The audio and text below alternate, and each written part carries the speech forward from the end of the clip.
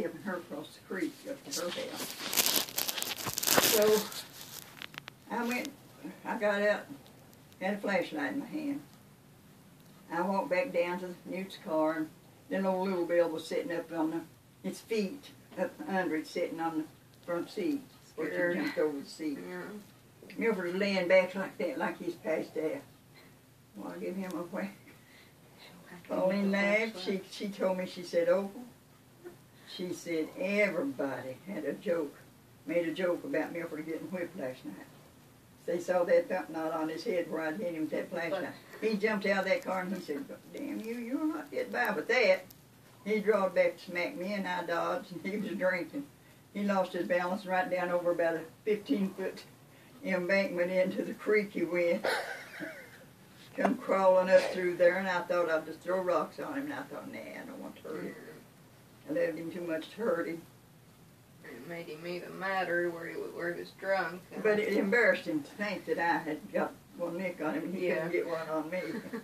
Pauline and Ruth come, and Pauline's boyfriend come by about that time, and Pauline said, come on, Opal, let's go. Ruth said, come on, Opal, and I'll go home with you to get me away. So Ruth got in the car with me and Buster and Viola Hess, my neighbors. And Pauline and John went on up on the mountain then. And then the next time I saw her, she told me about everybody teasing Milford about his wife whipping him. We never did fight. The only time he ever smacked me, he done something, I don't know what it was, and I smacked him, but I just gave him a little, just like that. And boy, he drawed back and boxed up. My cheeks good. He said, nobody fights me. It's my wicked. He was an only boy of his mother, and all girls, and she paid him to death. Then when Benny come along, she took Benny. She'd have kept Benny if I'd let her, because that was Milford's son, and Milford was her son. But that, and then that lick, I hit him with that flashlight, and I regretted that. Quick as I hit him on his mother's account, I regretted it. She was down at my house one time, and I was pressing Milford's clothes, ironing, and she come in, and she was sitting there talking. I built a fire in the cook stove. Well, I had a fire in the cook stove. We didn't have no electric iron during the war. You couldn't just bought what you could get around, no cars, no gas, nowhere to go nowhere but local stores. And I was fixing to fix her dinner, our dinner, mine, hers. She had Betty Joe. She was about 2 or 3 years old.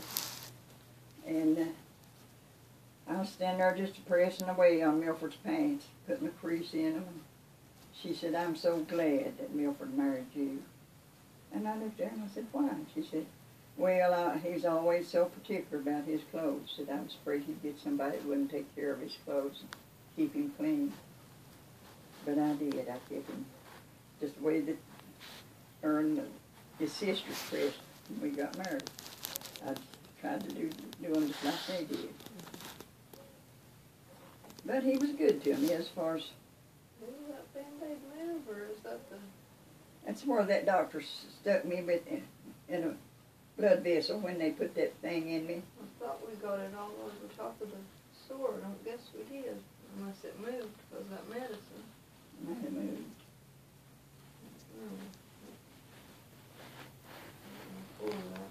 Pull your skin. See what it's done.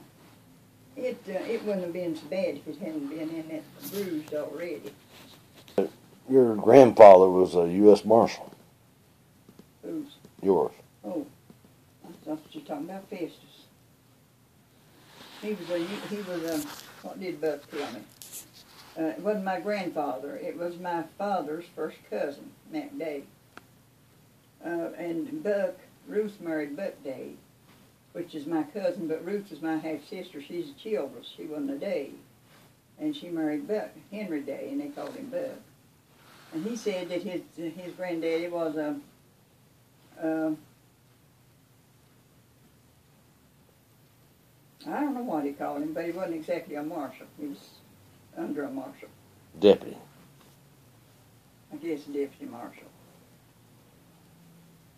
He said that people would tell neighbors, old people, I'd sit and listen, ask old people questions, because, see, Papa's I was 2.5 and he died, and I don't remember him.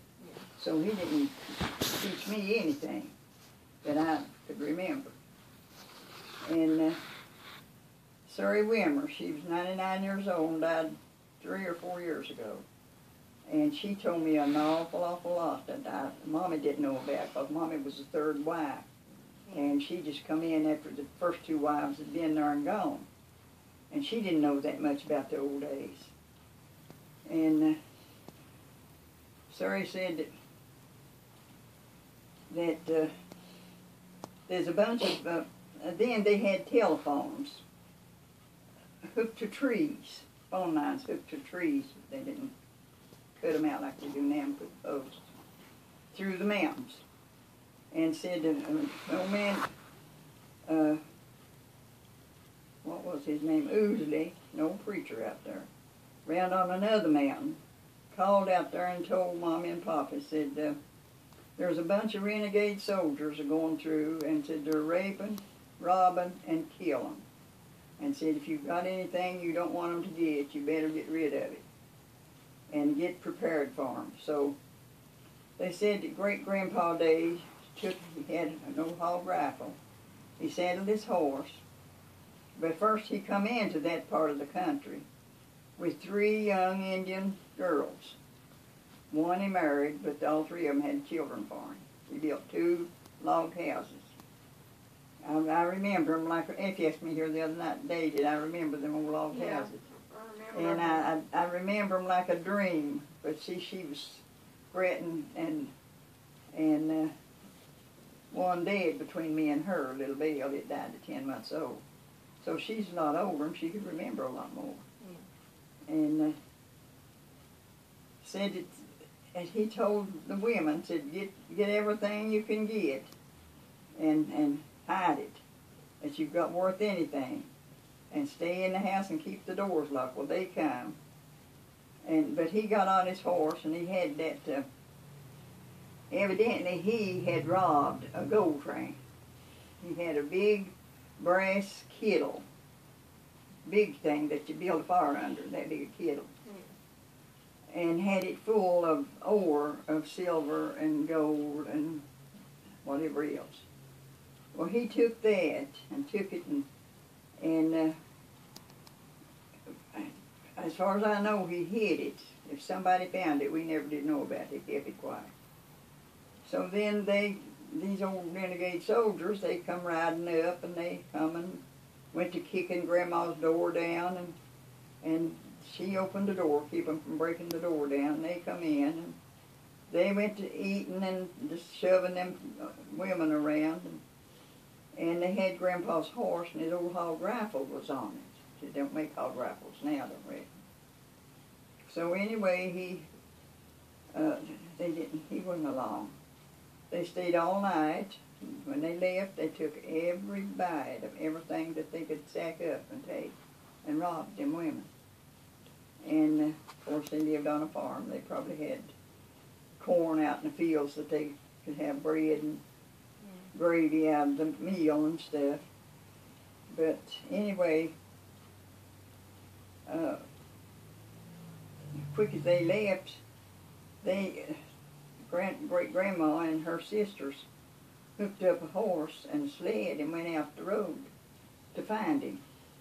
Because they figured that they'd shot him. They didn't know if he was killed or not. And they found him about a mile or 2 on out, back out the way they come. They left him laying in the road. And but they didn't have the kettle, so evidently he hid it somewhere. And from that day to this, there's people still going up there with forked sticks trying to find metal under the ground. But we always felt that Papa's brothers found it. Because Willie, Mommy married Alec Childress after Papi died. And little Harold was the first one. And it was about a year or 2 old and it had some kind of fever. And Mommy told Willie, said, go down and ask your Uncle John Sam, if that was my daddy's brother, if he'll let me have a couple of dollars to take this baby to the doctor with the mail boy in the morning. Said he's burning up with fever. Well, Willie went and told him and said he looked around at Aunt Mary and said, go in there and get her a couple of dollars. Well, Willie said she's just about 8 or 9 years old. She just hollered her in the house like a young woman. And said when she got in there, said Aunt Mary went and got a key and unlocked a little trunk. And then trunks had a tray in them. And she told Mama, she said, Mama, I'll swear I'm telling the truth. Said it was stacks of money. It was covered in stacks of money. So they found it. And they give her $2 and she took it back to Mama and Mama took the child. Well, that's the only way to explain all the money. Well, Uncle Pete Day, Papa's brother, was a mine surveyor. And when they would survey for mines, coal mines, they would survey the mountains, you see, trying to find where coal was before they'd start digging. And he evidently had something that went and found that metal under the ground. So. What was your daddy's name? It was Dave? Newton Blair Day. Newton what? B-L-A-I-R, Blair Day. Newton Blair Day. I don't know where Newton come from, don't know where Blair come I'd from. like to pay and do an ancestry search. He was a prosecutor or some type of lawyer, and then he got He's TB of the I lungs, wonder what all it or bring trial out. justice. Huh? If I said I'd like to pay and put her daddy's name in there and do all that family tree stuff, and Yeah, it would do all you that. can. Oh, yeah. I've got a bunch of it in that big Bible over there. Effie, I asked her here the other day what was great-grandpa's name. I'd forgot it. It's on his tombstone, but that was in the 1800s. And she said he was, I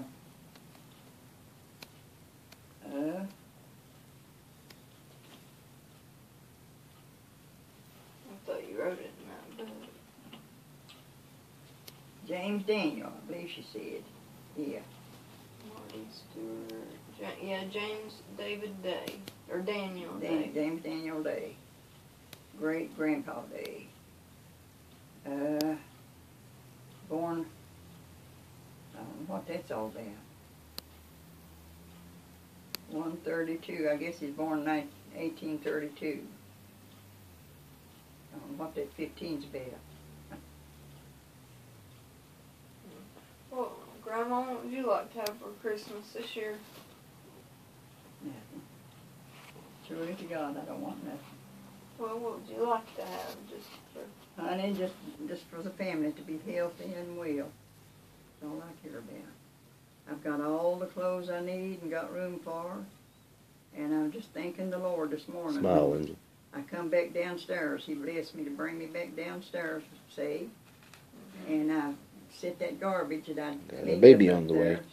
And straightened the boys' room up. Oh, Lord, please don't go up there when nobody's here by yourself no more. That's scary. Well, that's Just okay. to fall, you'd be crippled bad. I stay by 'Cause myself I a lot. turned that heater off. It's You're just almost plugged 90, up. so But I wouldn't have went up there if Tim had answered. Did you see me waving at you when you no, called ma'am. No. I was just going to